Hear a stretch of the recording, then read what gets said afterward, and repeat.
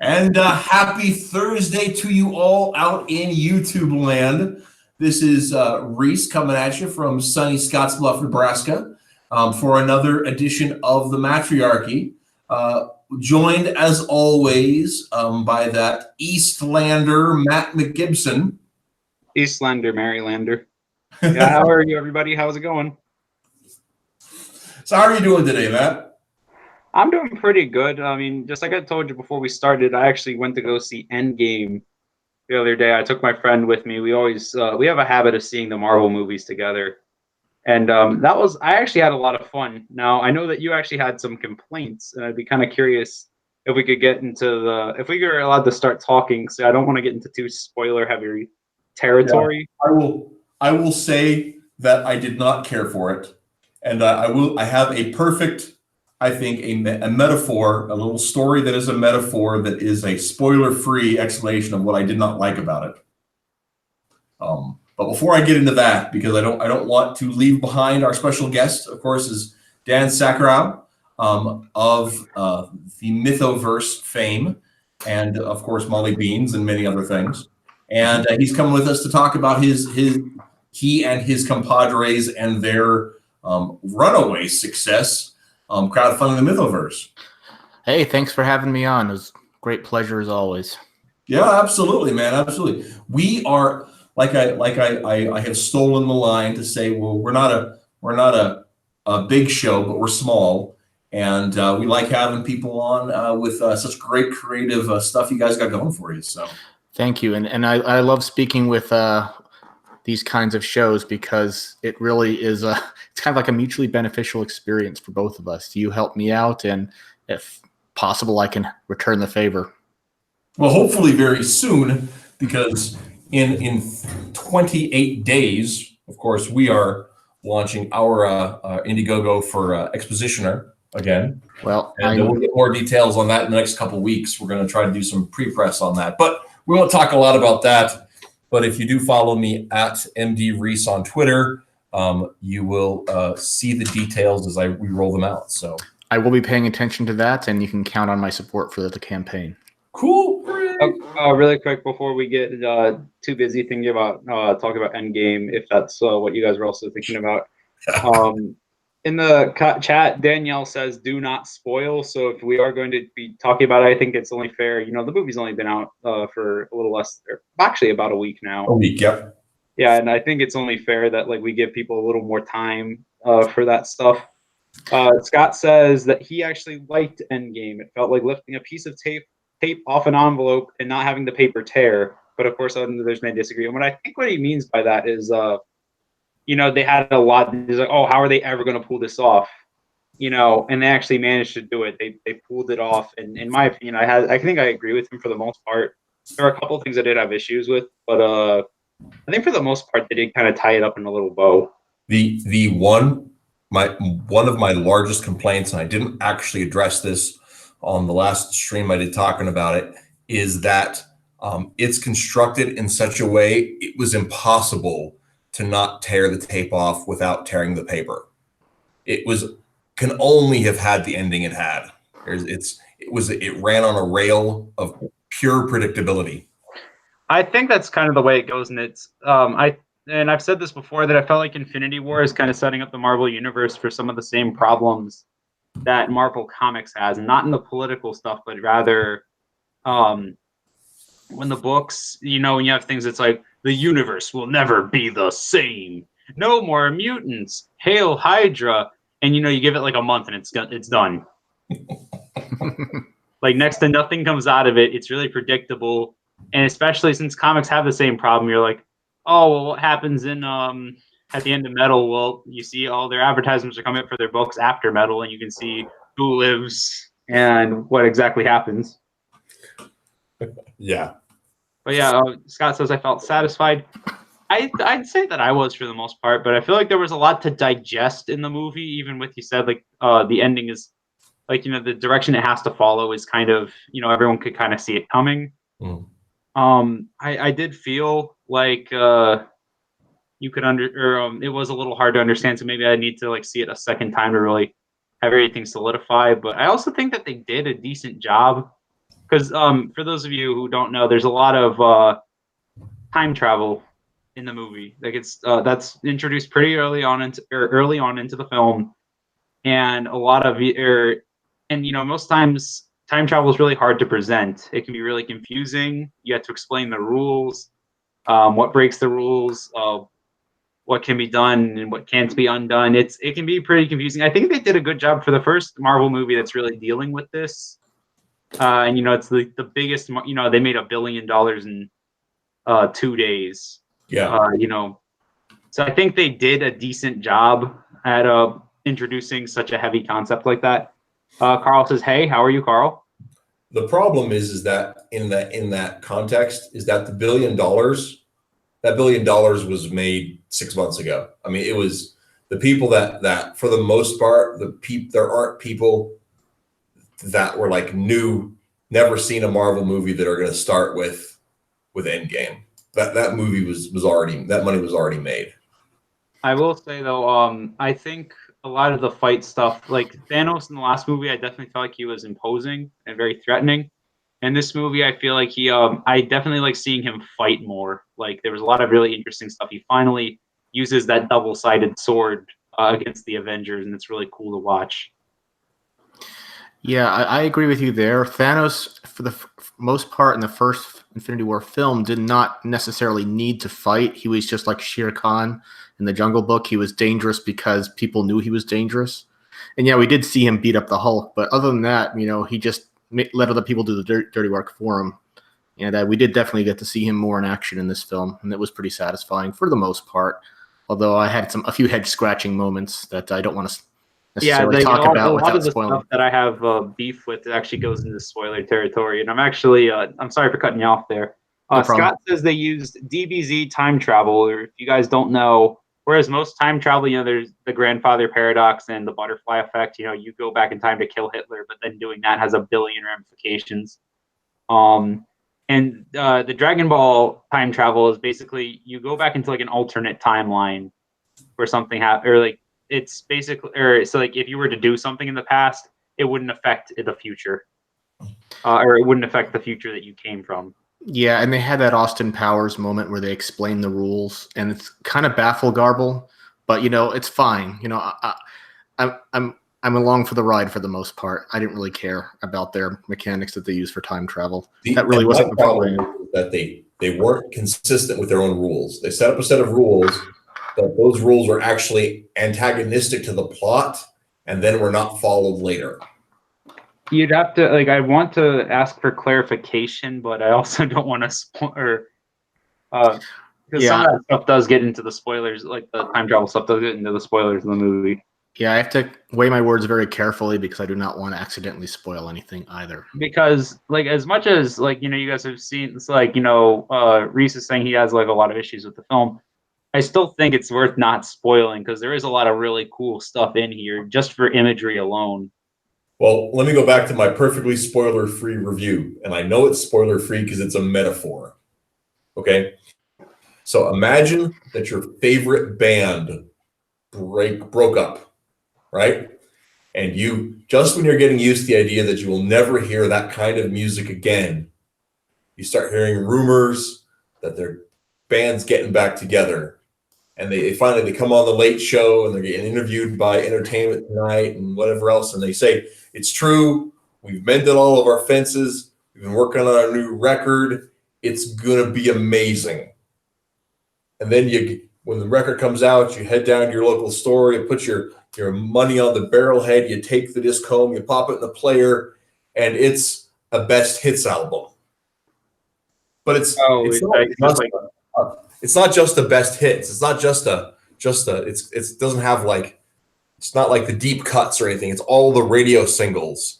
And the only difference is that they've been remastered by some college junior with a soundboard who relied a little heavy on the auto-tune. Very specific metaphor. So I think what you're trying to get at is you've seen it before. This is just them reiterating what they've already done, and they played it up like it was going to be something special. Yeah, and there's no stakes, no real stakes in any of the things that they're rehashing again. Danielle said if that happened, I think she's talking about in the band scenario, that she would be so mad. Yeah, she's going through heartbreak because one of her a band that she really likes that's gotten her through some hard times. They broke up recently, and it's been very hard, or it's been upsetting to her as as it would. What kind of amazes me is Guns N' Roses coming back together, because that was never a thing I thought would happen. Never a thing I wanted to happen. No, see, I love Guns N' Roses, but they were very much of their day. Let's put it like that. I'm fairly fond of Guns, and I don't mind Roses, but putting them together makes me feel nothing. I mean, that's a different topic for a different day. But yeah, let's see. She says especially the auto-tune part. Have you guys, speaking of auto-tune, have you guys ever heard T-Pain sing without auto-tune? No. He makes you wonder why he actually uses it, because he has a really good voice. It's for the effect, not necessarily the utility. I think he uses it. Yeah. It was that, just like, everyone heard Cher, and then they heard that other Cher song, To this day, I don't actually know what the hell Cher does. Well, and I wouldn't be surprised if part of that was that she didn't want to sound like she was in a 60-year-old woman. What I think is amazing is, you hear those stories where Shakira's music teacher told her that she sounded like a dying goat growing up, and it was heartbreaking. And you just think about how big people hit it off. I want to know how they I want to know how they know what a dying goat sounds like. No, maybe having some cultist meetings behind the church, maybe not. Maybe they grew up in Mexican community. What I think is disturbing is I found out that in a lot of I think this is less Mexican descended and more currently or living in Mexico or right on the border. Apparently, it's actually common. You go out to the marketplace, you buy a goat's head or a cow's head or something. You bring it back to your house and you just leave it in the fridge, and you leave it in the fridge to cook with it. And I remember hearing a story where somebody said that they were marrying into a Mexican family, and they just open, they go down one morning to get their cereal. They open the door, and right there's this cow head staring at them, and they drunk back in shock. No, there's I don't know. It probably depends on the individual community, and it's not just Mexican folks either. But it used to be fairly common for people to be able to, because there's lots of different stuff on a head people can use. You can make head cheese out of the brain. The tongue is really desired. The inside of the cheeks in some dishes, and so there are places where you can just get goat or cow heads as a thing because it's an element. And I also want to be really specific. When I was talking about a Mexican community, I do mean fairly recent. There out here where I live, there's a lot of recent immigrants, and there's actually a specific market for goat meat that is, because it was a fairly common thing in whatever part of Mexico they've come from, and so then there's actually a market.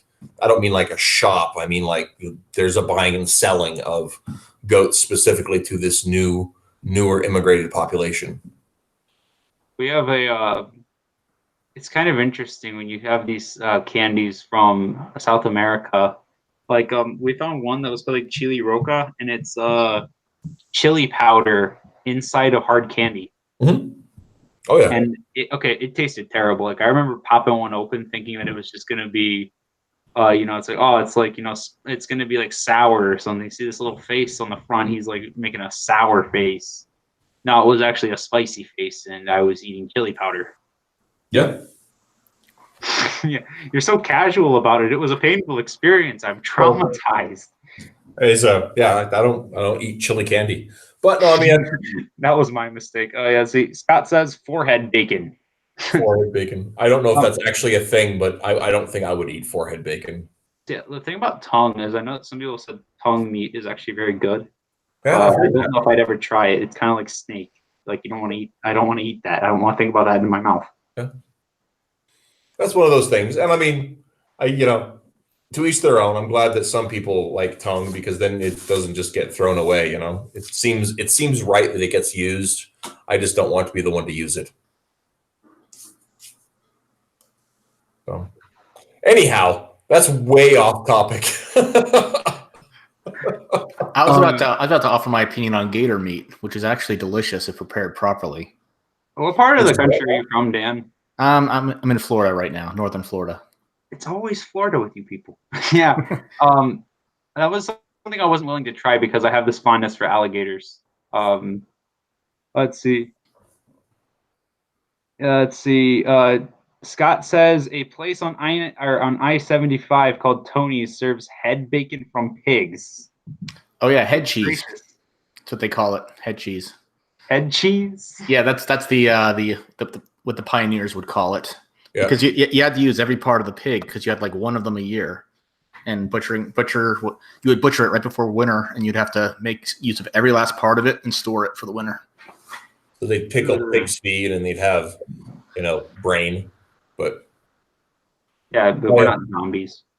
My grandmother was born in 1917, right? So she was a child and a young woman during the Depression. And so she would often talk about some of those weird things like tongue and head cheese and just eating because that's what you do, Like it wasn't even a thing.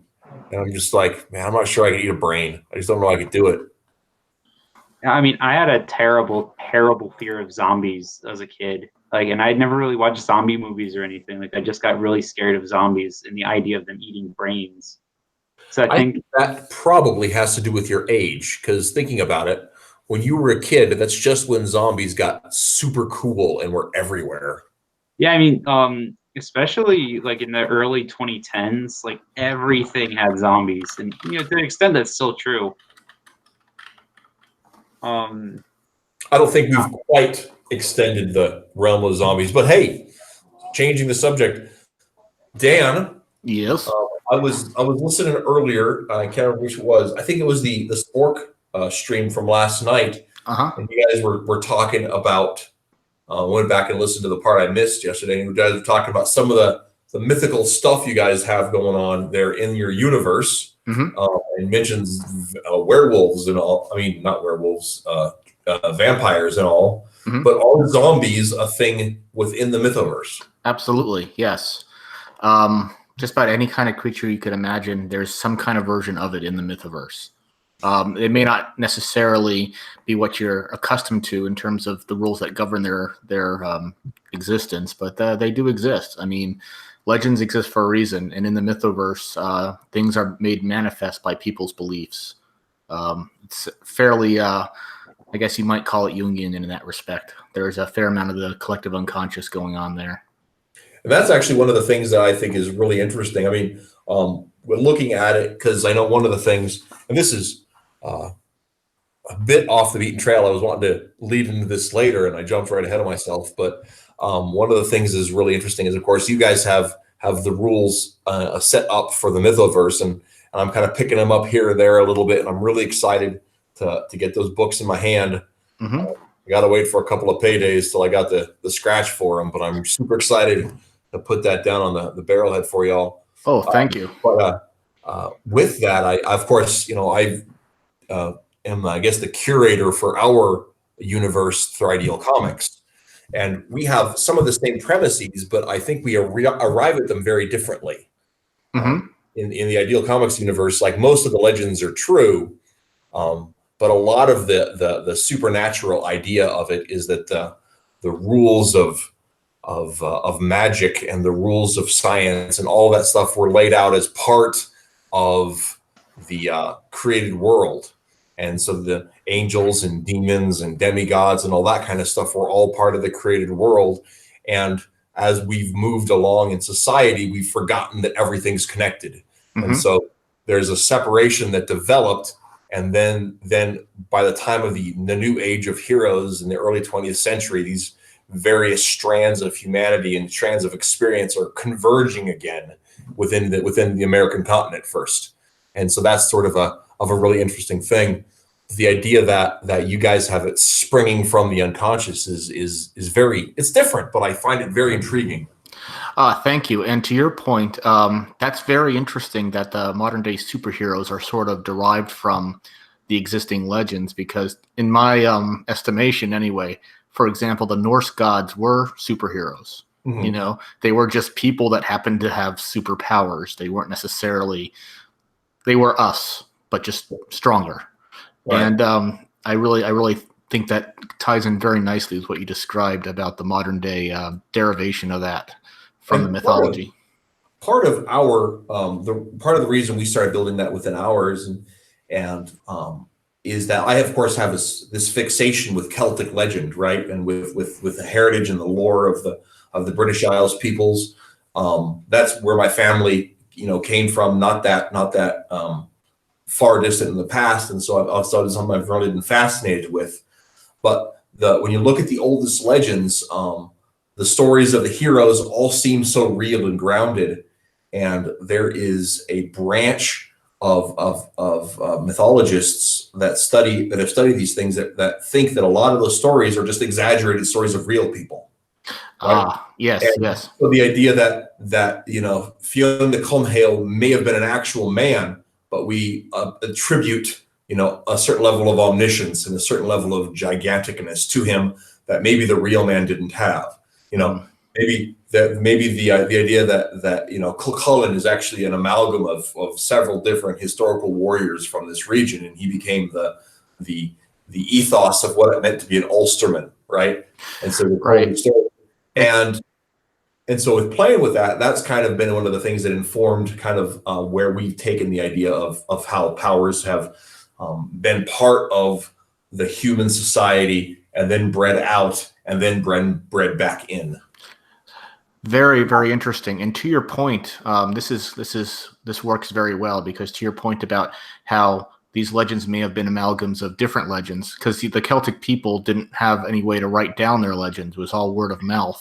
Mm-hmm. So it's very, very likely that someone said something about this that turned into this. It was the longest game of telephone in history. Yeah. So that ties in very nicely with what you were saying too. Well, and there's a stereotype too, that there's a difference between a liar and a storyteller, but not much, right? And so, Yeah. so with that, you have the whole concept of the bardic culture and people whose job is to spread the stories, because the stories are the pattern, right? Mhm. And you keep your audience by making the stories better. And so I think that's one of those things we have on there. And if you look at the difference and the growth of storytelling, the way that the French romance has adapted the Welsh Arthur stories, Mhm. I think is a template for what probably happened in other areas and relating to that as well. Yeah, and you just put into my mind. I'm thinking of Dilios and his version of the movie 300. How much of that was just pure whimsy and fantasy, just to make it sound more interesting. Right. It's like, yeah, they threw hand grenades at us. They threw monsters at us, and they were these demonic creatures. Like, no, they probably weren't. But he was just embellishing it for the sake of his listeners, like you were saying. Now, actually, I have a fun little project I just thought of. I'm going to ask you a series of mythical creatures, more obscure ones, and I want to see if they're how they fit into your world, and maybe some less obscure ones. So, Wendigos. Wendigos. Well, I haven't written a Wendigo into Adobe Kroger, but if any book would have them, it would probably be Mythics. Reason being is that book is steeped in the legends and folklore of all these different civilizations, and that's the key hook, is that the character is familiar with all of them and knows how to deal with them in nonviolent ways. So I would definitely say it would have the greatest chance of appearing in Mythics. So let's go ahead and actually, rather than talk about this deep lore stuff, which I find really fascinating, but I think everybody except Scott in the chat would be really bored with. He's got a question I want to come back to, and Scott, I do see it there, but I'm going to hold off for just a second. Dan, why don't you go ahead and give us a rundown of the Mythoverse properties that we know about? Okay. Well, it's set in a universe where magic exists and is accessible by anyone. As like Hellblazer Constantine says, magic, any C word can use it. The thing is, you need to be, of the right temperament, and you need to have the right type of conviction. So magic is available. It's a natural part of the world, and it's just itself. It's not good. It's not evil. It's just there. But over the course of history, it has been misused by people to the point where it gave rise in the year 1200. Sorry, not to the year 800, 1200 years ago, to the Order of the Carolingian Cross, which was spearheaded by the Holy Roman Emperor Charlemagne and his 12 peers. And in this world, the Holy Roman Emperor Charlemagne and his 12 peers were actual, literal, holy magic wielding paladins that could smite evil with the force of God's light. So they spearheaded a counterattack against all this overwhelming evil that was spurred on by the misuse of the world's naturally occurring magical forces. And they gradually purged and or subjugated all of the paranormal and magical elements of the world to the point where today they are largely in command of all the world's governments and militaries. And magic and paranormal activity still exists, but it's strictly regulated and under control. If you are a magic user, you either hide from them or you work for them, or you are killed by them.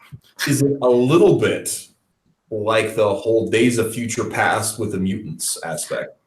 In a sense, like if you are born with magical ability and you somehow evade detection by the Order of the Carolingian Cross, which is very hard to do, then you live a life of like a very severely difficult life. And you either have to hide who you are or be very, very careful how you reveal who you are. And like you said, yeah, it's very similar to that in that there are tens of thousands of actual literal paladins in the world and millions upon millions of people who directly or indirectly report to them. So it's very difficult to evade their grasp. So are we talking a one world governance thing, or is this more like a shadow government kind of thing? It's a shadow government thing. Normal people don't know they exist. The governments respond either to the order directly or indirectly through one of their many agents.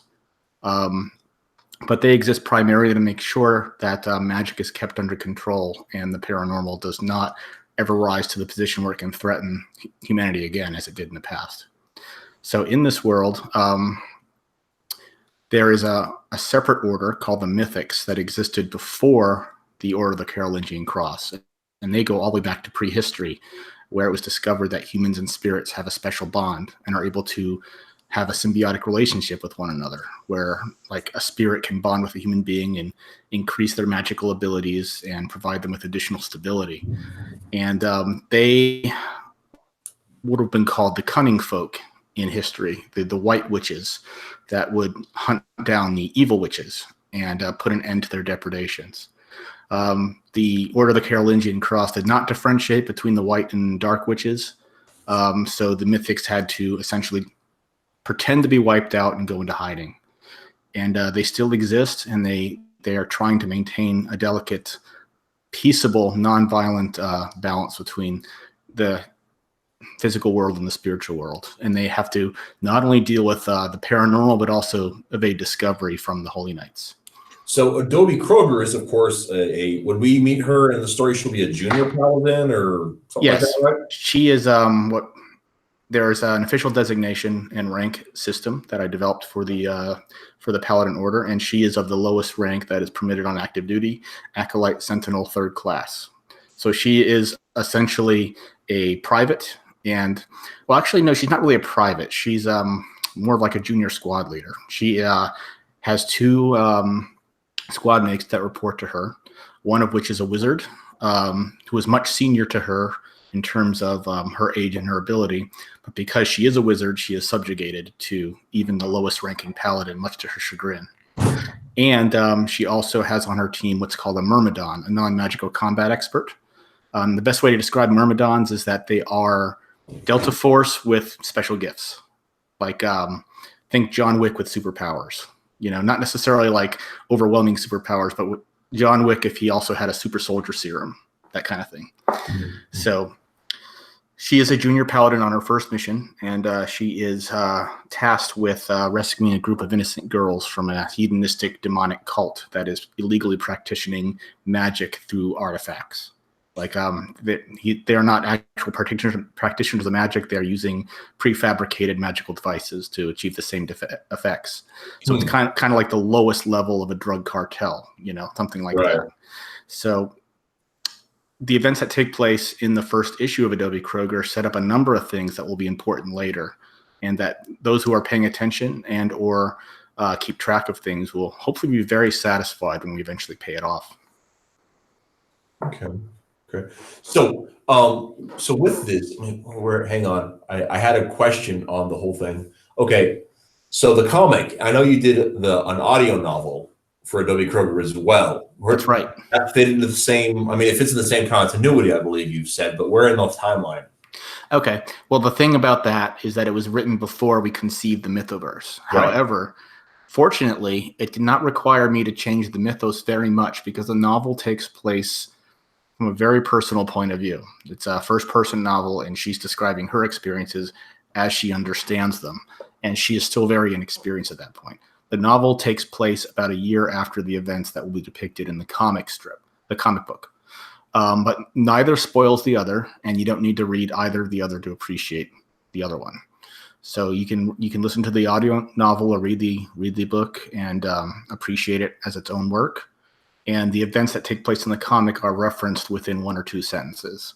So nothing is spoiled for the comic, and nothing is spoiled for the book.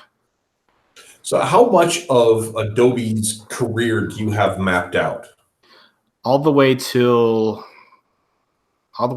she retires, essentially. Like, I don't want to spoil too much, but the novel and her career has a definite beginning, peak, and denouement. So I know exactly where she's going. I know exactly how everything's going to end up, and I know most of the major important events that will inform her decisions and her character. Now, with coming up with this timeline, did you leave yourself enough room for improvisation between high points, or how did you work that out? Yes. Think of it like, how Kevin Feige would say, end the movie here, but whatever happens in the middle is fine as long as you end up at this point. That's kind of how I approached it. Like, I know that I want this to happen. I want her to meet this person. I want her to come to this realization.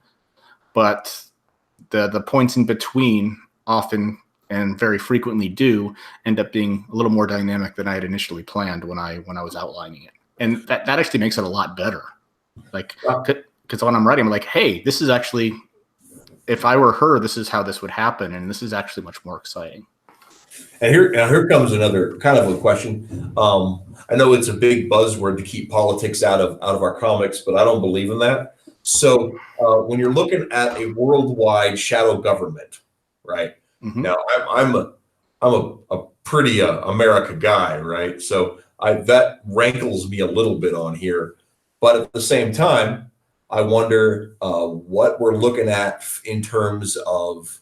Obviously, you said the average Joe doesn't even know what's going on there. But what is the nature of the shadow government? Are they benevolent? Are they not? Does that ruin things to find out?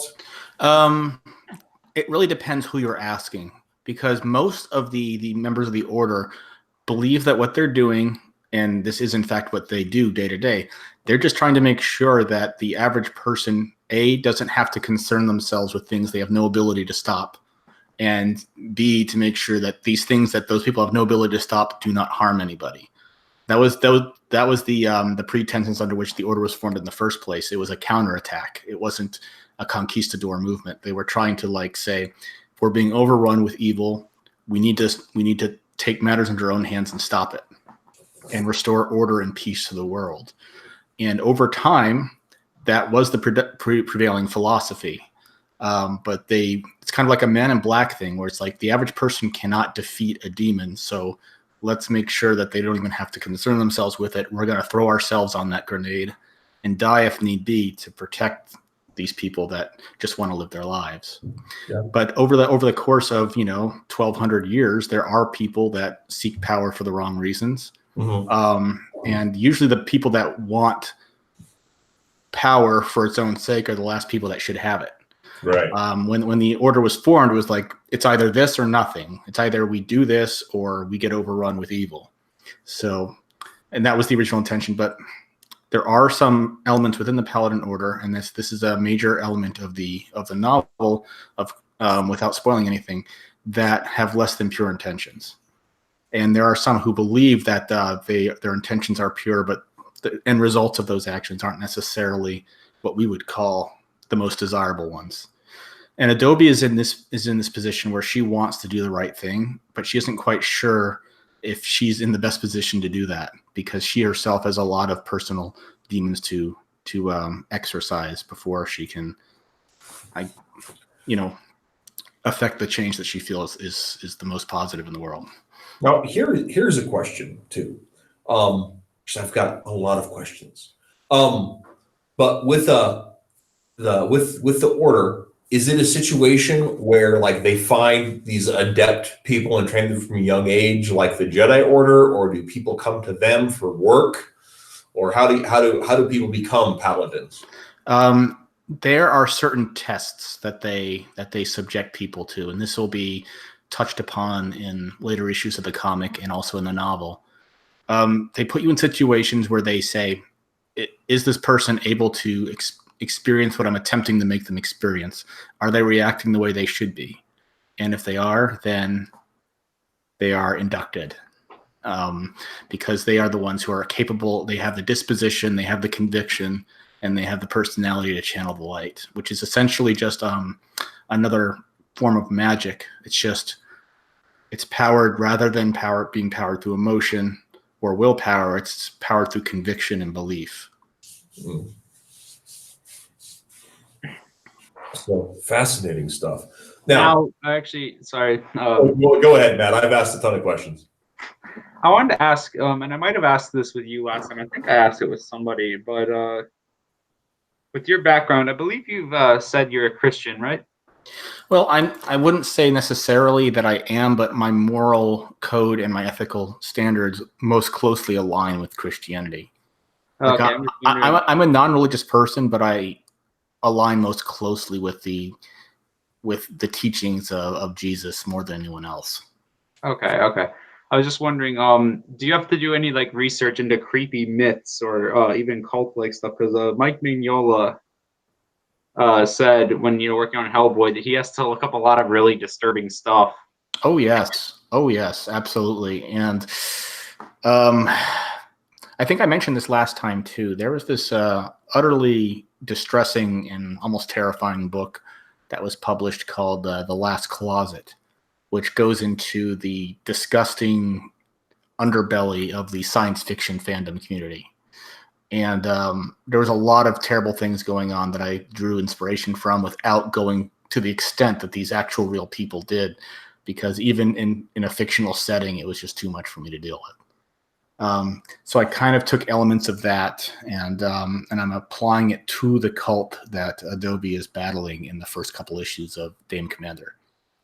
Did you find difficulty in expressing the level of I guess horror that you wanted to deal with without being grotesque? Yeah, and the thing is, you don't even have to make up too much stuff to be truly grotesque. I mean, if you have the stomach for it, read that book I mentioned. Very few people are able to get too far in it without putting it down and needing a break, and I was one of them. But yeah, I mean, the most terrifying monsters are just otherwise ordinary people that are just capable of these monstrosities, these atrocities, I should say. And I thought that I'd seen it all until I had read that book. Just let's just put it that way. It was truly disgusting. Yeah, the scariest things are the ones that you never hear about. Yeah. And the scariest part is that most people within that community were aware of what was going on and did nothing to stop it. And that was what made me the most upset. Yeah, all it takes for evil to prosper is for good men to sit by and do nothing. Precisely. Or just, all the people that know anything about it and are in a position to do anything about it are not good people themselves. So. And you want to get a little more Augustinian about it is none of us are that good. The bad are just really worse. Oh yeah, I mean, the one thing that I take away from Christianity is that, we're all fallen. None of us are perfect. And we're always having to strive to do better. So, okay, since we're talking here, I'm going to go ahead and get back to Scott's question he asked probably 15 minutes ago. I said, in the Mythoverse, is there a difference between devils, the natives of hell, and demons or damned souls? Yeah, damned souls. Without getting into too much detail, Adobe does almost become one later on, but it's largely as a result of one's own perception. Like hell in our world would, in the Mythoverse, might just be a reality that was created by someone who is reliving the worst day of their life over and over again without realizing it. So something like that. Is there a distinction between devils and demons, like from like an academic level? I wouldn't necessarily say that, and I would say that at this stage we're kind of using the terms almost interchangeably. But in Adobe Kroger, there is definitely the concept of a soul, an eternal soul that can be traumatized and can be redeemed. And in fact, that's a major theme of Knight Errant, the novel. Now, that's actually really interesting too, because that concept of hell, even in terms of an afterlife, is one of the accepted, I wouldn't call it dogma, but interpretations under Greek Orthodoxy. Is that the eternal state may or may not be as different as it is, but that presence of God for the damned is torture or torment in the same way the presence of God for the redeemed is paradise. You know what? That's I don't elaborate on that too much, but that's a major theme of the novel too. Is that hell is the absence of God, and those that want to return to God and aren't yet capable of standing the presence of God, it's sort of a paradox, and that's explored in kind of a literal sense in the novel. But I don't want to spoil it for anyone that might be interested in reading it. So here's a question. Let's talk a little bit, because I'm so interested in this. So the novel is that's not available as a perk on the campaign, is it? It was for the first 20 backers at the $30 level. I had promo codes. But if you're really interested in checking it out, I do have a spare one, and I'd be happy to send it to you. Well, is it a violation of the ethics of the host of the talk show to say yes? No, man, I'm freely offering it. Well, I will take the payola. All right. Yeah, I wouldn't call it payola. I can just hear that. I think you might find the thing about it is I'm presenting it in a very straightforward, earthy way because I'm writing the novel in Adobe's voice. So she's talking about a lot of the same concepts you're talking about, but from a slightly less educated point of view, because she is, she's an every person. She's like us. She's not a super genius. She's resourceful, but she doesn't have all the answers, and she improvises a lot. So when she describes these concepts that we're describing, or has them explained to her by a smarter person, so for the purposes of exposition, then I can tell that I think you might enjoy it. So I'll be happy to let you have a look at it. Yeah, I'm excited to check that out. So, but yeah, so what was the other question on that? So we've got Adobe, her comic, and that's, of course, you have that available through the Kickstarter as an exclusive. Because I know, like, one of the things I think is really interesting, because you're offering 3 books, right? You've got, of course, the digital tier, and then you've got physical tiers for each of the 3 books. I think that's a really clever way of doing that. Yeah, we did that because one of the strengths, like you said, is that we are offering 3 books, and each of the 3 books has a distinct genre, aesthetic, and writing style. So we wanted to make sure that people that may be more inclined to enjoy the anime aesthetic of Changeling has the option to just pick up that in print, so they can hold that.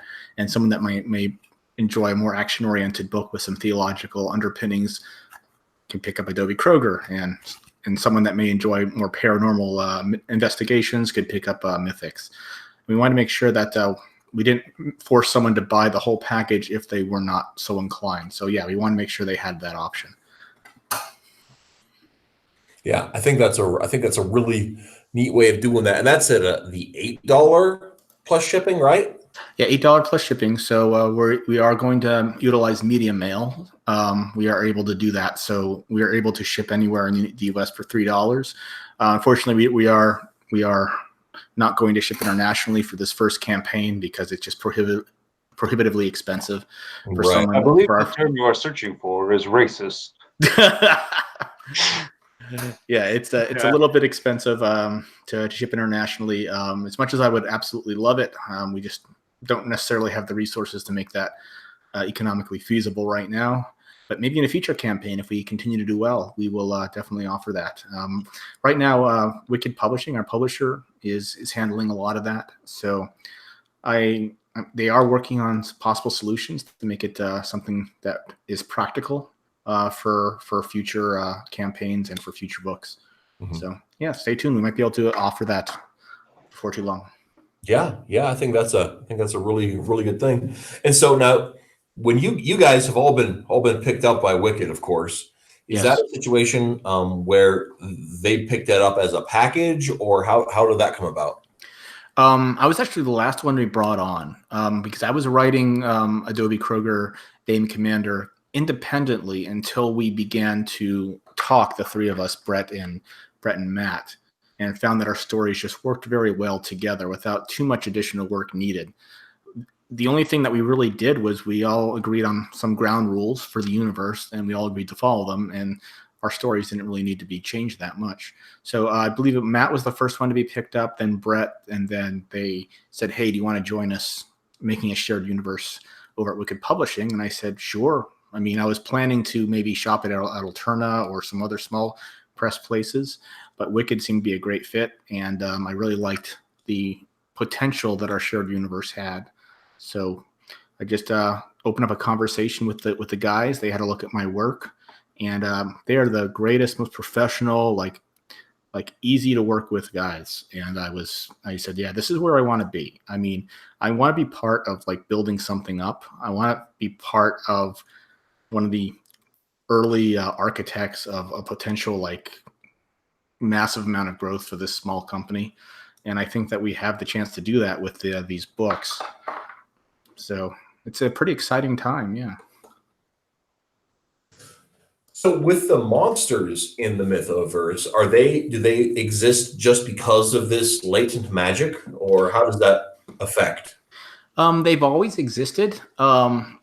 A lot of these things exist because people believe in them and tell stories about them and think about them. That's the whole Jungian aspect of it. And the more people believe in them, the more power they tend to have. That's sort of like the high level explanation of it. But yeah, they exist and they still exist. And you see a lot more of the monsters in their natural habitat, so to speak, in Changeling or Mythics. In Adobe Kroger, they tend to be antagonistic creatures that Adobe has to smite or defeat. So there's a whole different ways of looking at all the monsters that exist. So that then would have sort of an Indiana Jones meets X-Files vibe in the way the monsters are dealt with then. Yes. You could see Mythics as more of like a cryptid investigator. You know, she knows what makes them tick, and she's able to either influence or defeat them without cracking skulls. Like she knows that if you're going into a cave dealing with Spriggans, turn your clothes inside out and they won't be able to come near you. That's like holy water to them. And if you want to purge a group of pixies out of a cave, just hand them something shiny and tell them to leave, and they'll go away. Adobe would just go in and just smite the hell out of them. So you see two different approaches to solve the same problem. So another question I had on this is the Order of the Carolingian Cross. That was, of course, founded by Charlemagne early in his career, late in his career? How much does it deviate from real world history there? Around 800, around the time that he was crowned Holy Roman Emperor, around that era. This is after he was king, obviously, of the Franks. So this is like, in this world, the reason he was crowned Holy Roman Emperor was because he discovered a way to channel this holy magic to defeat these evil creatures. And he was like, we need to make sure he's leading our armies to protect the innocent from all these evil depredations. So in this world, that was why he was appointed head of the Holy Roman Empire. I have we need to talk sometime off air. I have an idea that has been bumping around in my head for about a decade that might actually be a really good fit. I'd like to throw it at you, see what you think. All right, yeah, we'll talk off air for sure. So, but yeah. Yeah, I backburnered it probably 2009, and yeah. Anyhow, so Mythics though, now of course that's Matt's title, and he was on a while ago talking about it a little bit, an idea that he'd had a long time ago, and himself had kind of backburnered it until you guys started talking about stuff. Mm-hmm. Tell us a little about the Mythics project here. Sure. Okay. Each of us sort of based our branch of the Mythoverse off of a particular piece of either history, Western history, or mythology. So what Matt's initial starting point was the legends of the cunning folk, these benevolent practitioners of mysticism and magic that existed in the pagan civilizations pre-Christianity. They were knowledgeable about ways to deal with evil magic, and they would often send their women out to do the field work. The men would stay home because they were the educated ones. They were the storytellers, and women were not permitted to be educated in those days. So they would go out and actually deal with the witches. So that's the model that Matt used to pattern the activities of his main character, Althea Fletcher, who is a descendant of these cunning folk. She is a magic user, but she lived in a world where using magic is very, very risky. So she is forced to use her encyclopedic knowledge of various cryptids and what they like and what they're afraid of to defeat them. And like all other mythics, she has a familiar that can take human form or any other form it wishes, and they are symbiotically bound to where he augments her power and also allows her to control it much better. And this is all based on a lot of the early legends where it's like humans and spirits had this intrinsic bond. So it's heavily grounded in actual folklore, and I think it's very rich for that reason. And as I mentioned before, it's going to focus very, very heavily on actual legends of these creatures and all of their legendary weaknesses that can be exploited by someone who is aware of all of them. She's kind of like in a series of unfortunate events, the male sibling who can just pull up everything he's read at a moment's notice. Althea is a lot like that when it comes to cryptids. She can say, "Oh, it's a Spriggan, turn your clothes inside out. Oh, they're pixies, give them shiny ribbons, and they'll go away." And there's going to be a lot of that. And I think that'll make for some very interesting storytelling. It's kind of like Sherlock Holmes meets Hellblazer, but she's not as rude as Constantine is. That's actually it's really fun talking to Matt. I do hope he gets here. Because every time he says something, you can tell that he's pausing to filter it down so that other people can understand what he's talking about. Yes, this is so. He does have that encyclopedic knowledge about stuff. Mm-hmm. It's funny whenever you have to talk about your own created projects, because then you have to think it's like, oh, but that's not going to make sense to a normal person. Yeah. Yeah, I have to tell my kids that whenever they're pitching an idea at me, they're like, "I'm not in your head. You have to stop and realize I'm not in your head." You do have to kind of explain things more heavily because, you've been working with the idea so much that it's basically burned into your head. It's easy to follow because, you've been thinking about it so much. But the average person, especially if it's a concept that's really out there, they're not going to have it that easy. Yeah, it's like trying to show a modern computer to Robert E. Lee. Like, he doesn't have the technology to understand the technology of this computer. Right. So it's like, you're gonna need to back up and get through my regressions here, because I have no idea what you're talking about.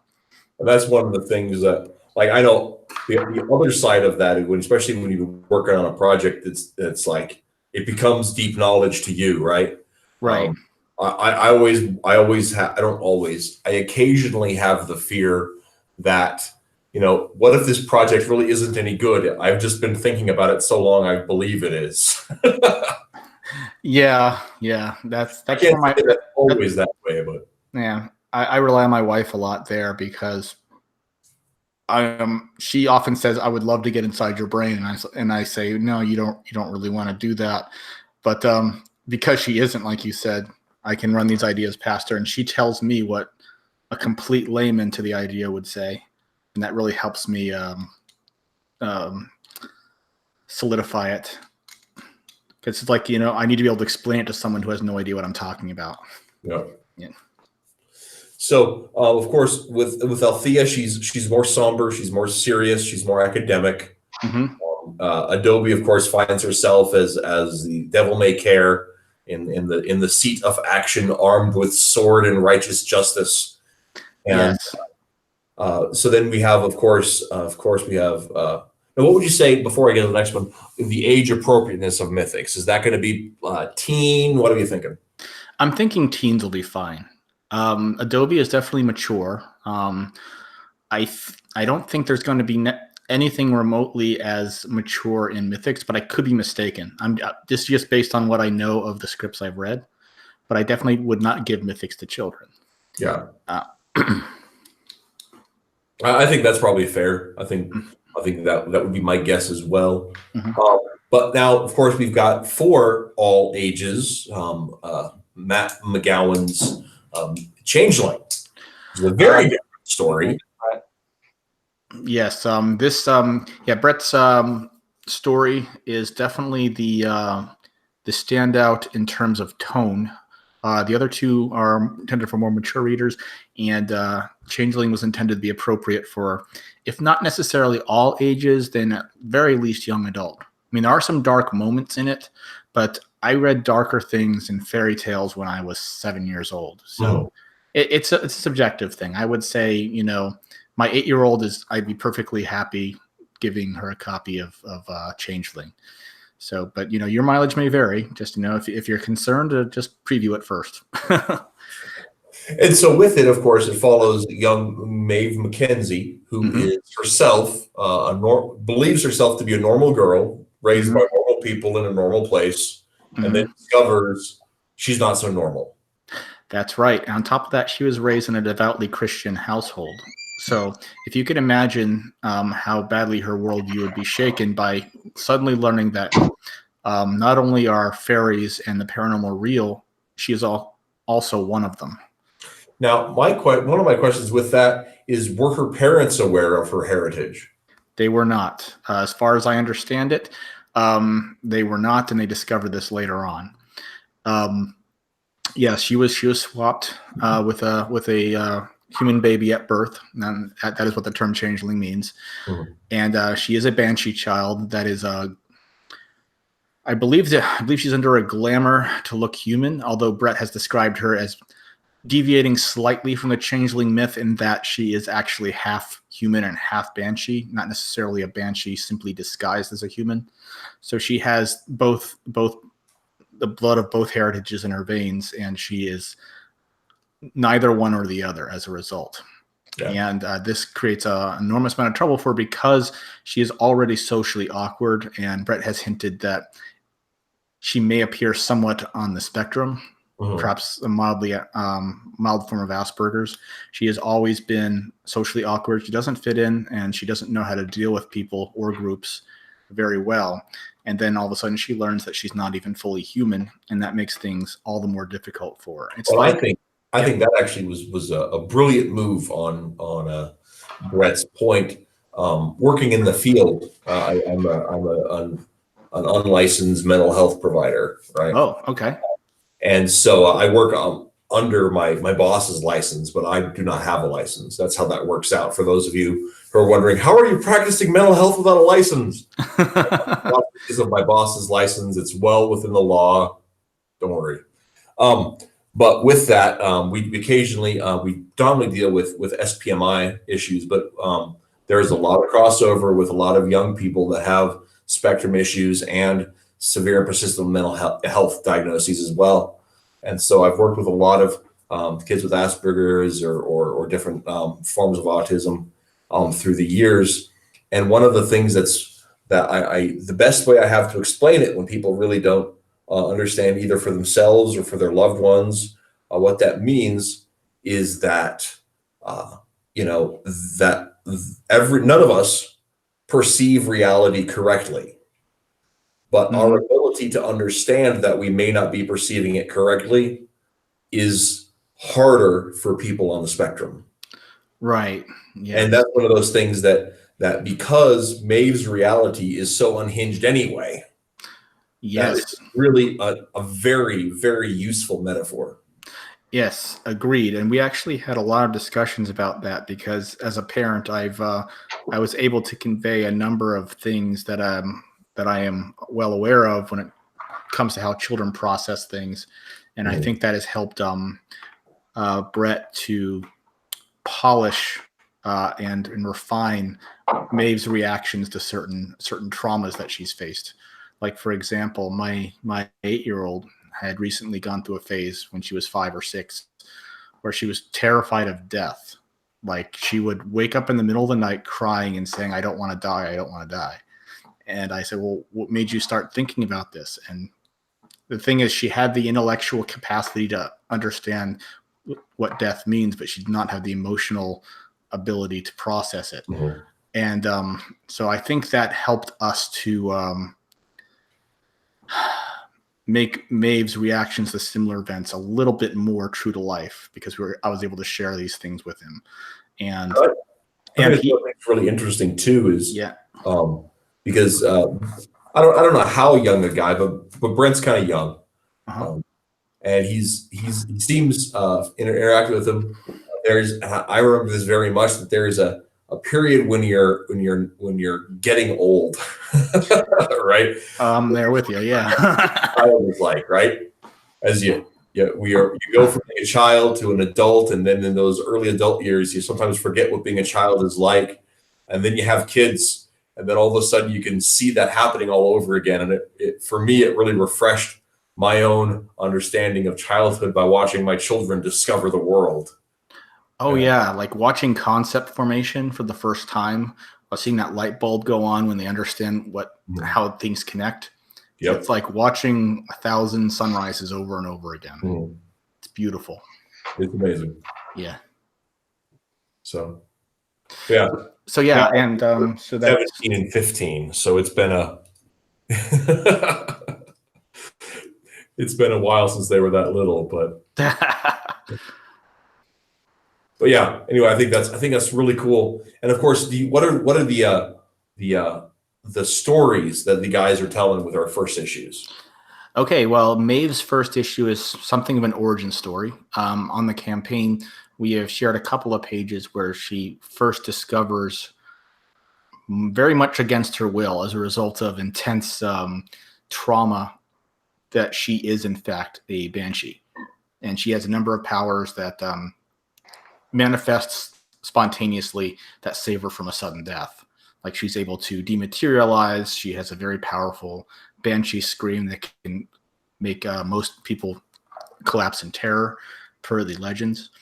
And so we kind of discover her and her family, her life, and then all of a sudden she discovers who she really is. So it's kind of the pilot episode of a superhero story or an origin story with quite a bit more heart to it than usual, I would say, because Maeve is a very vulnerable young child, and she's thrust into a world she's not even remotely capable of processing emotionally, and that's going to be the heart of the first issue of Changeling.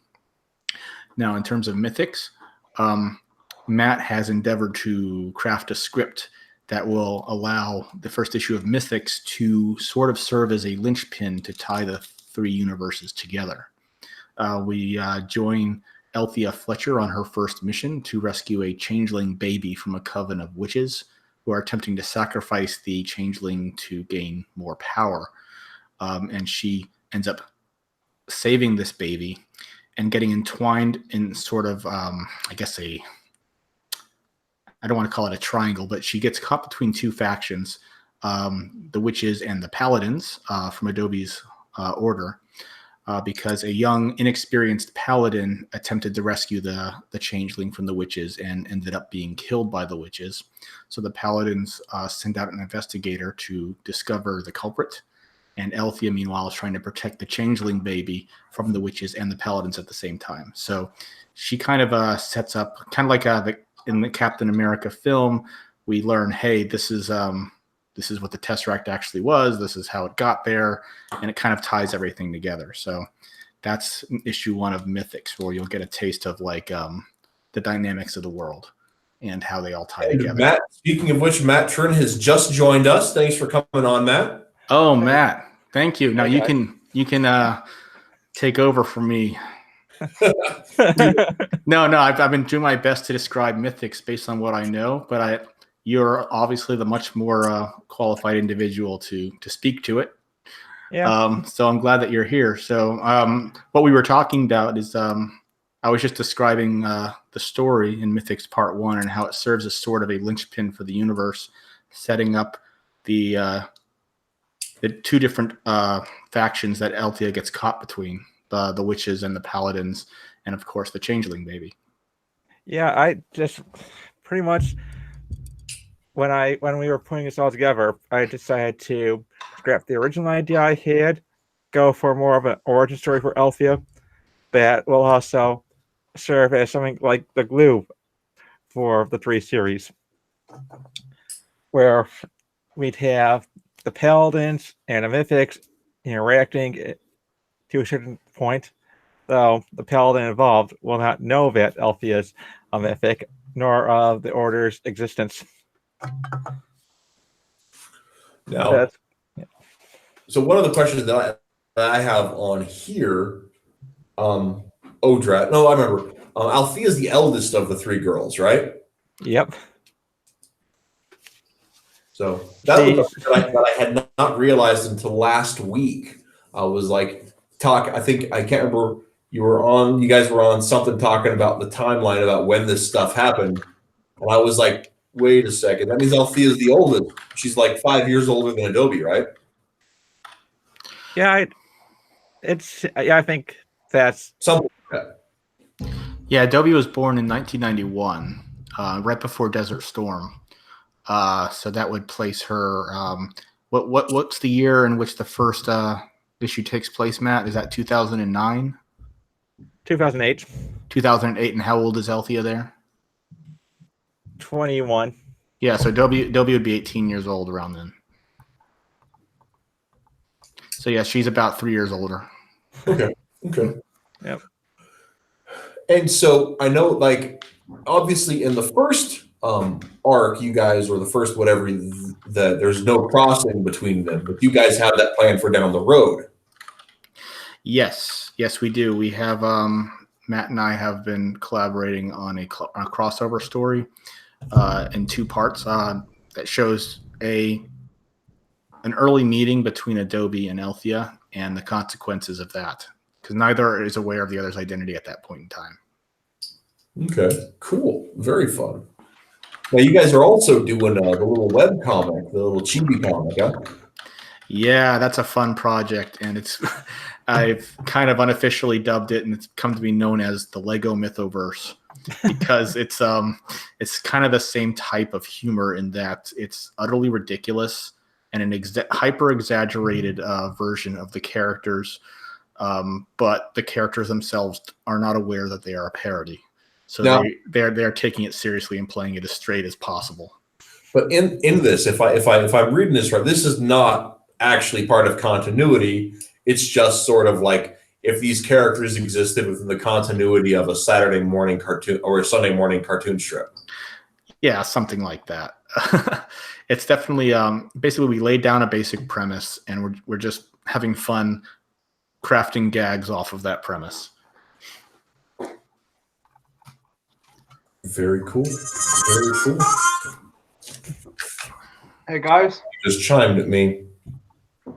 I'm Oh. very sorry, but I think I'm gonna have to get out a little early. Oh, okay, Matt. Yeah, very sorry about this. But thank you guys so much for coming on. I've got to get going, but it was really a great time, pleasure to have you here. And I'm sorry that I can't back Mythics right now. I think I told this to all three of you the other day. I was a little bummed about it, but I've got to be saving up money for a new car because this the one that we've got, it's not worth saving. Oh, yeah. I just recently went through that where the AC in my 2009 Lancer died, and it would have cost more to fix it than the car was worth. So, yeah, I totally feel you and don't feel bad about it. All right, but yeah, I'm sorry about having to head out early, but it was a real pleasure having you on. Thank you so much. Sorry I didn't talk much. I've been kind of tired. Like I've been up since 6 today for school. And that's taking its toll on me. I'm not used to that kind of life. And this is also a situation too, right, where you guys, once the books are published, are presented, they're going to be available for sale on the Wikid store front, right? That's correct. They will eventually be, regardless of what happens. I mean, we're working our tails off to get these books funded primarily to pay our creative teams.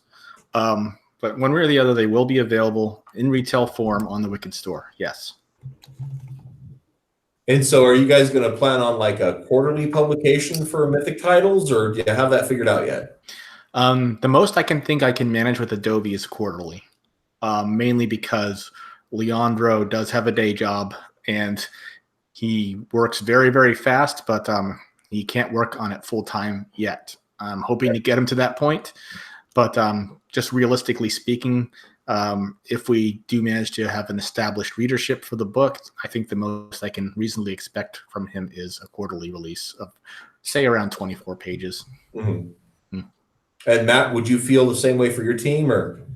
Well, Beth's a freelance artist, so he's gonna pick up work wherever. But if there will be a point where I will be able to make a monthly book, if we make enough to be able to give her a day job from it. Okay. That would be cool. That would be cool. Yep. And I know Matt, Brett has mentioned that he has gobs of stories that are just waiting for time. So that's an exciting thing to see. Yes, absolutely. Anyway, I hate to have to say this, but I'm going to need to duck out for now. I do have to, my 1-year-old has woken up and my wife needs some help. Okay. So I really do appreciate it. I had a great time as usual speaking with you, and I will definitely send you what I promised I would send you. I'll send that right now in DMs. Okay. And I do hope that you enjoy it. Let me know what you think. Yeah, absolutely. Well, thanks, Dan, for coming on. We'll sure to have you again sometime. I'll wager. Yes, I always have a lot of fun. You're a great host and great conversations always, and I will definitely love to come back at some point. And I will try to shoot you a pitch for that idea I was talking about. So. Oh yes, absolutely. Please, I would love to hear it. I was going to tell you voice to voice, but I'll just write it down. No worries. I just DM'd you what I said I was going to DM you, so let me know if you got that. Excellent. All right, man. Have a great night. And Matt, sorry I have to duck out on you, but I've been running my gums for a while, so why don't you take over? It's all right. I come in, everyone leaves. Well, obviously. I mean, I was going to make the joke that we just had one too many Matts, but apparently it's not just Matt. Yeah. Yeah. How am I going to know who I'm talking to with 3 Matts in the room? All right, guys. Have a great night. I'll talk to you more later. Yeah, absolutely. So I spent a lot of the first hour really talking to Dan about the deep lore of the Order of the Cross. How much of the back history of the Cunning folk have you put into the substrata of Mythic? I know a lot of it won't come up in this first issue, but what do we have going on with that? Basically, the order around them is more loosely connected rather than a tight command structure like, say, the Order of the Carolinian Cross. They're allowed to be more. They're allowed to be more flexible in what they do, as long as they don't. As long as they don't draw too much attention towards themselves. So is this a situation that has like an international brotherhood? Because it's all like underground, right? Yep. So, which is going to be very interesting to tell, considering all the folklores around the world. It's sorry, my brain kind of exploded. The idea of putting it all together. Yeah, that actually is kind of funny that too, because one of the questions I had earlier that I did not get to ask, I think you will know this. So there are a lot of various and conflicting folklores around the world. And I know a lot of what you guys have going on comes from a Western European construct, but are you intending to put on stuff from African, Eastern Asia, all that kind of stuff as well, or how does that play in? I'm going to be exploring those. Brett and I have a title that we're collaborating on that'll involve Japanese folklore and mythology. So it's going to be a fun ride. And is that going to be with these main characters you have, or is this a whole different title? A whole different title. Okay. One of the things I noticed you guys were talking about on Spork's channel, I think it was last evening. This week has just been a whirlwind for me. So if I'm getting something wrong, I apologize. It's all right.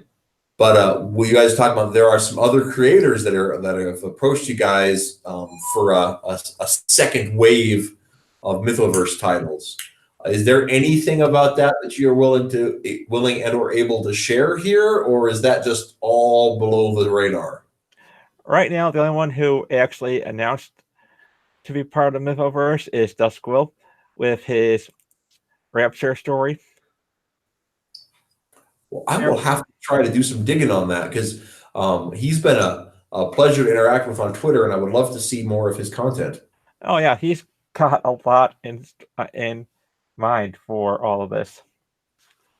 So it's going to be fun working with him and the others that have approached us.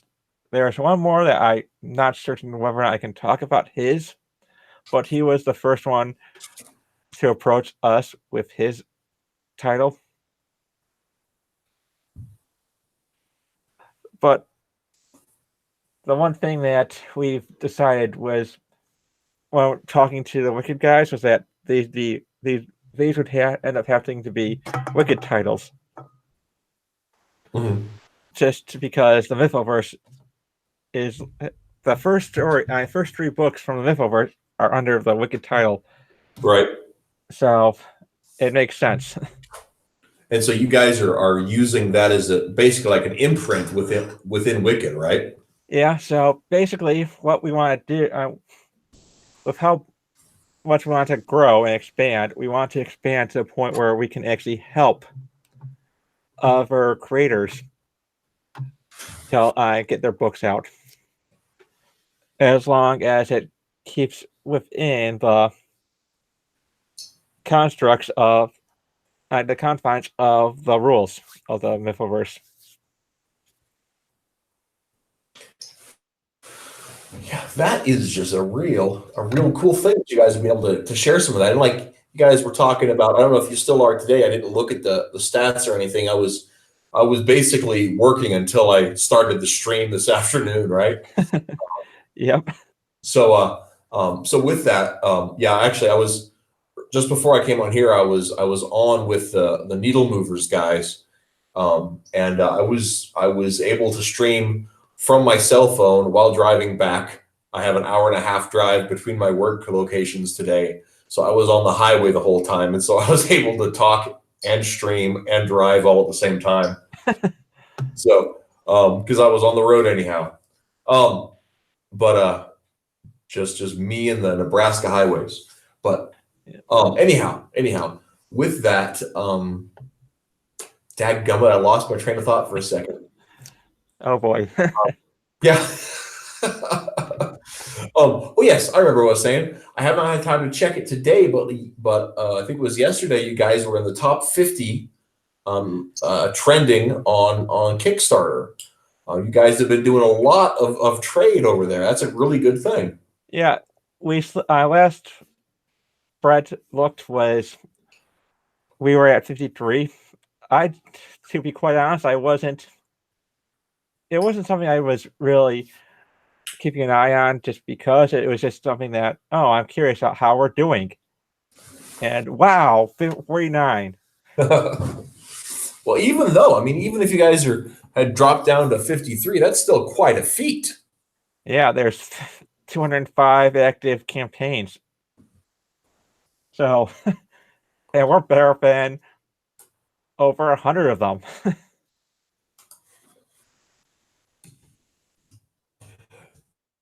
So yeah. Now another question on there. Oh man, what was it? I'm sorry. I apparently spent all of my good questions talking today. All right. I was an hour and 20 minutes late. So you guys have got the 3 projects, and we've talked a little bit about their histories on that. I remember you guys were saying that were 3 realms of the supernatural, right? Yeah. So how does that play in, if I'm remembering correctly? Well, in terms of mythics, that's where the leadership of the mythic order came. It came from our headquarters, so that's where Alfie is going to go from time to time. I plan on having her visit it in issues either 3 or 4. So it'll be quite interesting to see how Beth will interpret that realm, because she's got a way of working magic with colors.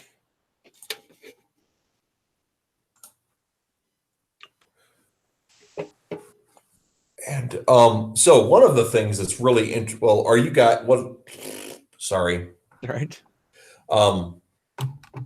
I am just having the worst time being able to organize my thoughts. See, here's an honest little secret, and for those of you in the chat, you might notice this from time to time. So when McGibson is on with us here, and I start to fumble over my words and I can't keep my head straight, Matt will usually just instantly jump in with something to say, and that gives me enough time to calm down and organize my thinking, and then when I come back, I sound like I'm really prepared, because I've had time to not be flustered by tripping over my own tongue. So that's how that works. One of the things that I was talking about too is I think the structure of you guys have, Dan was talking about, you guys have certain creatures and beings that gain power and have their existence because of the belief of the people, and that there is this manifestation of the collective unconscious within the structure of your world. And one of the things I thought that's really interesting. In our Ideal Comics universe, we have a similar premise that all of the legends are true, but we have a very different reason for that. In our universe, magic and science and monsters and angels and demons and all of that kind of stuff, they're all part of the created order. And so either by the manifestation of these things or by the adulteration of these things, we have different forms of monster come and go throughout the course of human history on different kinds of things. And so our ancient heroes remanifest into the modern world as superheroes. And ancient men, many of them were powered, and then as time went on, those powers fell into and beneath the human genome and are now being resurrected in the 20th and 21st century. And so that's one of the arcs that we have in our universe. And I think it's very interesting that you guys have a somewhat similar premise in terms of how it's happened, but a very different reason for it. Were there any particular aspects that kind of pushed you along the way of thinking about taking the Jungian idea of that? I think it's largely due to the fact that we were subconsciously building those ideas all together, and it was Brett who realized that we were. So we decided to go with that concept.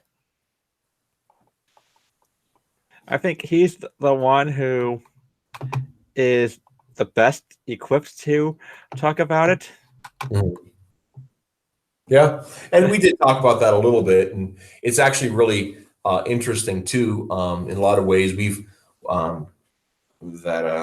in talking to Dan about like the two last time I had him on, we got a good chance to discuss the juxtaposition between Adobe Kroger as a character and Molly Beans, and how even though they're of course very different genres, there is an intersection in those two storytelling ideas.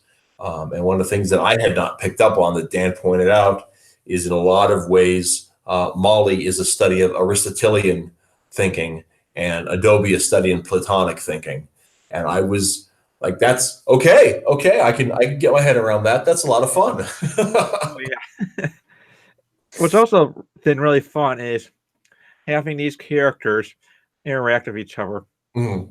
Because the funny thing is that Althea and Adobe have similar backgrounds and how they were formed.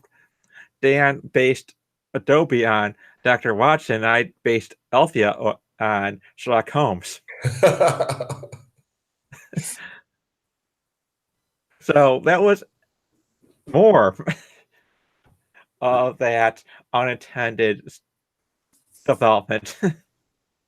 Yeah, that's really fun. I'm excited to see those characters interact together. I think Dan was mentioning you guys are looking at a project here in the next couple of years to have that crossover story of their meeting.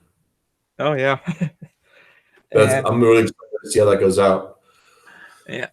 Now, if you were going to say if there's one big theme to Althea's like character story, I mean, like, Adobe, a lot of her in this first issues anyway, Dan was saying that he wants to deal a lot with how trauma can affect intention for good or for ill, and I think that's a very interesting theme. And of course, with Maeve, a lot of what she's dealing with is trying to define herself in spite of her past perceptions, and I think that's a really great coming of age theme. Is there a particular theme to Althea's character arc that you would say is particularly poignant? I'd have to say for her, it's all about getting over pain. Because when I look at her past, there has been a number of painful moments. Nothing like what Adobe went through. Mm-hmm. But as part of one of the things that Mythics do is they'll look at babies to see who are the most, who would make the most, who are the most eligible to be a mythic. And when those babies, because based on their abilities to use magic, mainly because they can't protect every child that can use magic. They're going to protect the ones with the greatest power. Mm-hmm. And they'll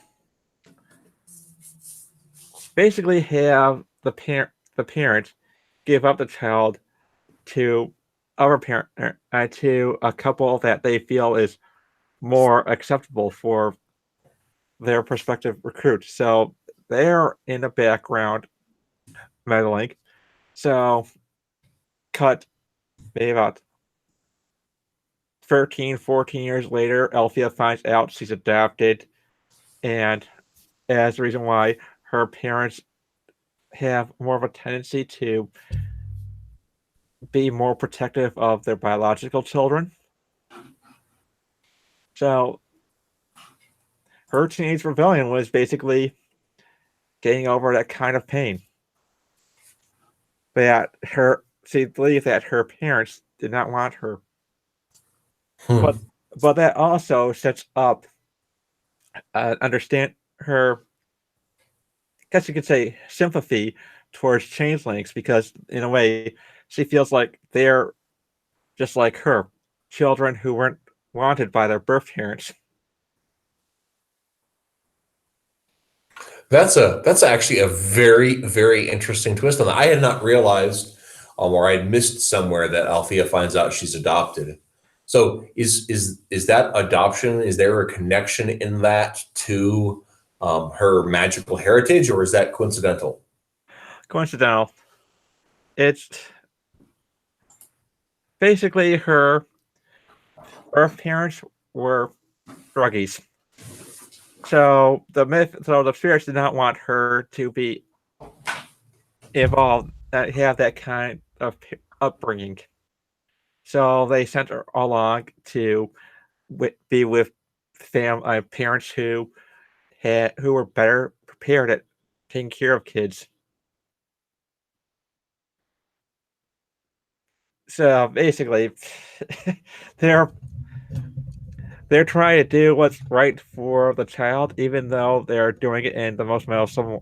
They're doing it in basically the most micromanaging kind of way possible. So, during that time, she's also introduced to her familiar, Gallatin, who basically becomes a surrogate father to her. So, if there's any ever time that she needs guidance, she'd go to him first. Mm. And the kind of bond they have is, I am not going to like seeing any of the shipping for them, because that's just gonna be, oh no. Right. Now, one of the questions with the familiars, they I think Dan was saying that there are shapeshifters. Are they like a fairy kind, or what? They're spirits. Basically, they take the form of their preferred animal. So for Gallatin, he takes the form of a German Shepherd when he wants to be inconspicuous. Mm-hmm. But the way Beth designed him makes him look more like an elf from Tolkien's Lord of Middle-earth. So it's kind of funny because we have that. There's also going to be some Tolkien involved with the world building. Mm-hmm. And so you guys have fairies, obviously, and the banshees and whatever else. You guys have elves as a separate class of being, or? Yeah. Basically, there's going to be different kinds of elves. Mm-hmm. Some that I'm not going to go into because I'm probably going to show very little of, because British folklore describe them as basically Harvey Weinsteins. Right. They'll go in and sexually assault someone, and it's not good. Right, of course. I mean, a lot of the stories in our world almost certainly emerged from the trying to define the worst parts of our natures. Yep. I think that's definitely an aspect, an avenue of things within there. What would you say would be the intended age group for Mythics? I'd say older teens to adults. Okay. So not so just so that's actually kind of what I was thinking when I was talking over with Dan. I said I kind of see that as being a teen book. Like if you're reading detective comics and you want something with magic in it, this would be a good match for you. Yeah, although with how Comixology does their age Mhm. groups, this is a 12+ book for sure. Yeah. Because I've seen them put the audience for 12+ on books that are definitely not for kids. Mhm. And when I was growing up, part of the reason I framed it this way, if you read back in the early '90s, late '80s, if you read Batman was pretty close to an all ages book, but Detective Comics was not. Detective Comics had more gore, it had more adult themes, just barely. So that was but Batman itself was more tame by comparison, although much of the subject matter was similar. Yeah, and it's also the book that Detective Comics was what inspired Frank Miller to do Batman as a dark character. Mhm. Yep. Yep. So now, do you guys have? I know you guys have talked, of course, about these causes, these forces, and these races of magic. Do you guys have different dimensionality within your universe, like the fairy realms or the undying lands or anything like that? Yeah, we've got stuff in there for that. We've got that's basically the separate realms that we touch upon in interviews.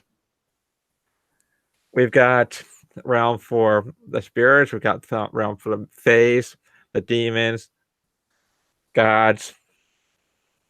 All it's we're going to have a lot. We've got a lot of room. Cool. Very cool. Yeah, within the Ideal Comics universe, we have it's one universe and one timeline, but there are these little pockets within reality, such as False Hell, which was a realm populated by demons that was created as sort of a suburban vacation spot for demons and devil kind. And it's not a realm of torment; it's actually like a suburbia. And then we have, which is why it's False Hell. But then we also have like the Anuvan, or the other world, the Celtic other world, where the basically our fairies and the ancient Celtic old gods have all been banished to. And so within our story, the changelings come and go from the other world, but that's where they have to stay. So we've got a little different take on that, but it's still part of that universe.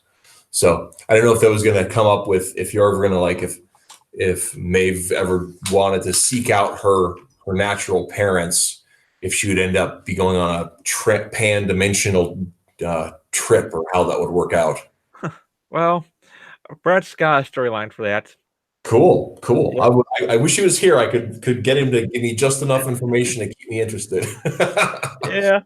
As if I wasn't already. Well, yeah. Well, I'm gonna tell you that that's gonna happen sooner than you think. Oh, wow. Okay, cool. Yep. Good. That's cool.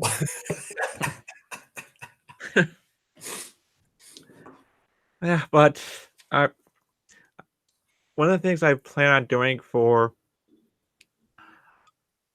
the Mythoverse is also do some short stories for Mythics. Basically, I don't know how. To be honest, I don't know how much of the story arcs will involve her in cases, so I'm going to just write them down as short stories. Actually, that was actually one of the things I know. Like if I'm remembering right, and I just wish he was here to confirm my memory on this, that Brett had talked about having a series of trilogies that he was working out, and just these story arc, kind of building and compounding on itself. But with Mythics, what do you think? Are you going to look at small stories, self-contained stories, mini arcs, long arcs? What kind of take do you have on that? Well, the one series that I keep on going to for inspiration is a sci-fi series, Babylon 5. Yes. And I plan on doing it similar to that kind of structure. So each story, they are not going to seem like they are going to be too connected, but in reality, I'm going to have little bits of the story I seeded within the first book. So what you see in the first story arc will be referenced in a later one, such as I'm pretty certain the baby changeling is going to show up later on, older, and he might play a role and become a part of the cast. So it's gonna be interesting. And is the changeling that he's being rescued there? Is that a male or a female? Female. Female. Okay. Because fantasies are all female. Okay. Yeah. Well, then that settles that question. Yep. And no, it's not Maeve. Right. I had heard that. So Yeah. Yep. Because it was on, I believe it was on Meeting of the Minds, where they brought up the idea that this could be Maeve getting to her current parents. But problem is that Maeve will be about 2 or 3 by that point. Right. I was actually thinking about that, but yeah, that actually makes a lot of sense on all of that. Also, it would seem a little maybe too convenient if it happened to be Maeve in the story. Like, Yeah. I like the idea that you were talking about it being a linchpin within the Mythoverse, where Althea has fallout from unexperienced paladin's death, but it's not Adobe, and she's meeting a changeling, saving a changeling that's not Maeve. It ties the concepts together without seeming too coincidental. Yeah, and I'm also going to experiment with certain things with the story arc, such as there's going to be a changeling who's also a mythic, Okay. who will appear in issue 2 as a friend of Althea's. Okay. So it's gonna be. I'm basically going to take this and go as weird as possible. Now, here's a question for you. So you guys are playing the changeling thing a little straightforward, dealing with abductions of children, because like changeling myths, especially like in Brittany, were not excluded just to new babies, but also new brides or newly engaged people. Any major life change that had just happened could be suspect for somebody to be snatched by the fairies, right? Yeah. So in that, you guys are of course dealing with most of the children, but what happens with the babies that are taken? That's gonna be something that Brett's going to explore in a later issue. He's been telling me about it, but it's been mostly stuff that I really can't confirm just yet. Just hush hush. That's fine. That's fine. Yeah. There's just I hadn't really stopped to think about that until earlier when Dan was talking about it. I was going to ask him, but we got off talking about something else entirely. And when that happened, then I was like, we were talking about changelings and everything here. So Maeve is of course part human, part banshee, right? Are there changelings that are other class of fairy? Yes, there are. And Brett's going to introduce one in, I believe, issue 4 of Changeling. Cool. And the Changeling that I'm introducing as a Changeling Mythic is also a different kind of. So it's gonna be fun. Cool. Working with all that. And so we've got these 3 projects, of course, and let me just switch screens and look it up here. See where you guys are at with your campaign, because why not, right? Yeah, I'm surprised of how far we've gone. Yeah, you guys are really just knocking up. And I gotta say, I think a lot of that has to do with the fact that you guys all have built just really great ground games. You guys you've topped 2,000. You're at $2,100. You are a week in. So congratulations on that. Thank You're you. a third of the way. You're 2/3 of the way to your goal. So that's really impressive, guys. Yeah, it's.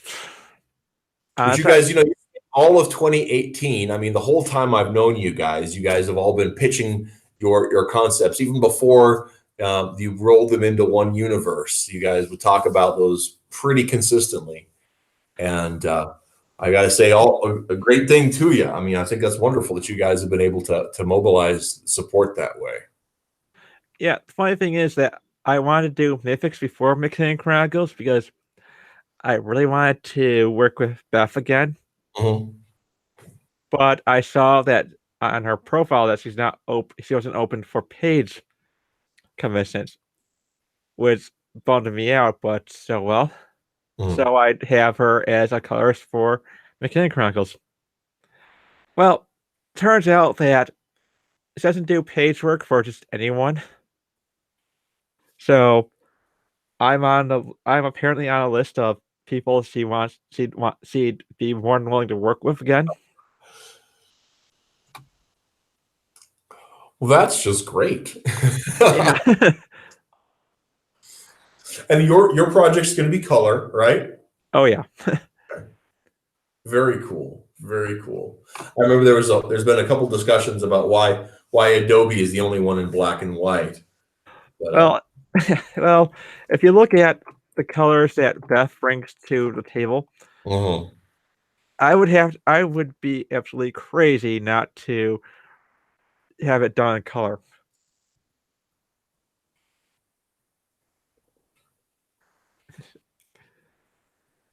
And man, has she improved in the past 2 years since she had done the first 5 pages of Mythics.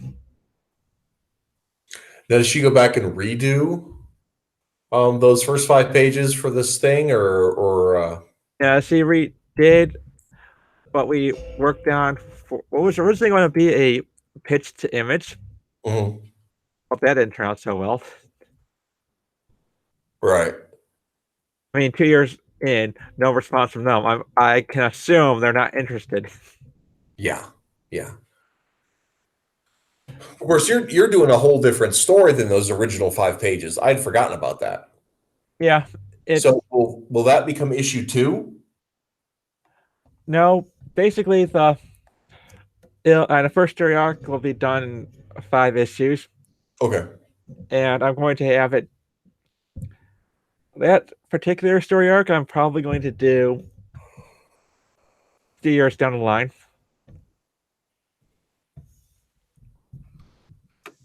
He's a lot older when that happens, and it's. Last time I looked at the script and I went, man, I've got to do some changes. And of course, you guys are operating under a fixed timeline as well, right? Where Yeah. things are set in specific years, as opposed to being it's happening right now.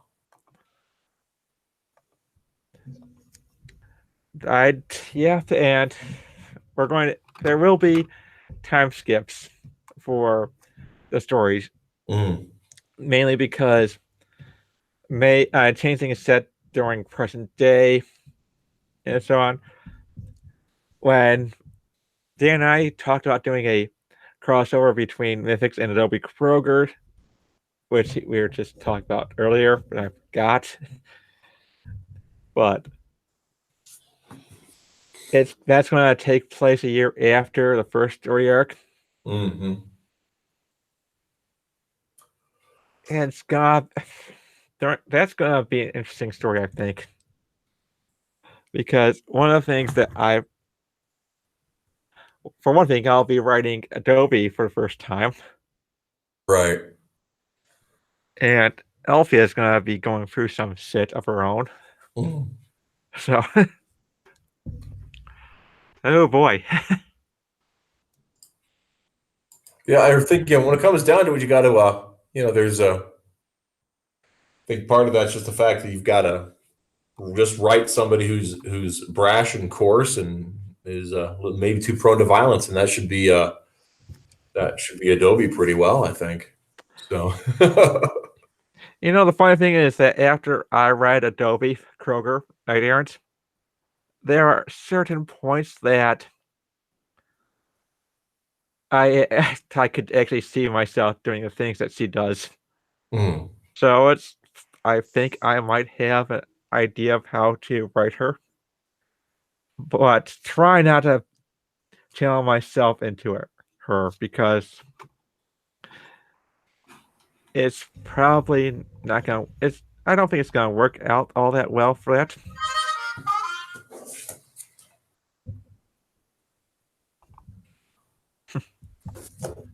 So, okay. Well, honestly, Matt, we are actually over on time, but I've really enjoyed talking stuff over with you. I really am excited for this project. I mentioned to Dan, it's a couple of paychecks before I'm going to have the scratch for it, but I'm super, super excited for how you guys are coming out there. I love that you guys are already looking to pay forward and expand your universe. That's just it's so much fun on that. So I'm going to go ahead and wrap up today, unless there's anything else that you wanted to add. I know that I have I edited the description on the video to have a link to the Kickstarter on all of that, and that's where we're at. Did you have anything to finish up with? The only thing I can say is that it seems like anytime I'm on your channel, you go over. I have a bad problem going over. I find there's threads of these conversations that don't necessarily fit well, and then it's just like you got to let them play out, Yeah, but it's fine because if you didn't go over, I wouldn't be on for as long. And I do enjoy coming on stream and talking to you, even though it's happened only once. Well, appreciate that. We'll definitely want to have you guys back again. I know you guys are doing such great work on this campaign. I can't imagine you won't get funded on there. And for a lot of people, that first payday of the month's next week. So I think you'll probably see another spike next week. And I can't imagine won't. So then when you guys do your next round, if you do it by crowdfunding or whatever, we'll have to have you back on to talk about it and everything. So, but I'm really glad to have had you on and for Dan to have come earlier. And apparently I need to convince Brett to have his day off be Thursdays. We can show up sometime too. Yeah, well, maybe if you guys were to stream on Tuesday. I think he said Tuesday he's got a D&D game or something. But anyhow. But with that, though, I'm going to go ahead and say goodnight. And we will talk to you guys all later. Once again, this has been the Mattriarchy. This is a solo two Matt edition today. My co-host had to take off. He's apparently under the weather, but that's fine. And he can listen later and hear me mock him. That's okay too. And we will be back next week. I'm not sure who we have coming on for sure next week, but we might be talking about Spider-Man. That's to be determined. Anyway, you guys all have a good night. Make sure to check out the Mythoverse on Kickstarter. Follow these guys on Twitter. If you're not already, Matt Trinh is easy. It's Matt Trinh, and that's all I can think of for now. Also, if you guys are interested, I've talked a little bit about our products, our universe in Ideal Comics, idealcomics.net. We are looking to update the webpage this month and make it mobile friendly because it's really not right now. But hopefully that'll be taking place here real soon. And we are relaunching, I should say, Kickstarter or Indiegogo probably for our Street Detective meets Murder Mystery Monster story called Vox Populi. That'll be coming up June 1st. That's all the news that I've got. You guys all have a good night and, keep reading comics. Night all.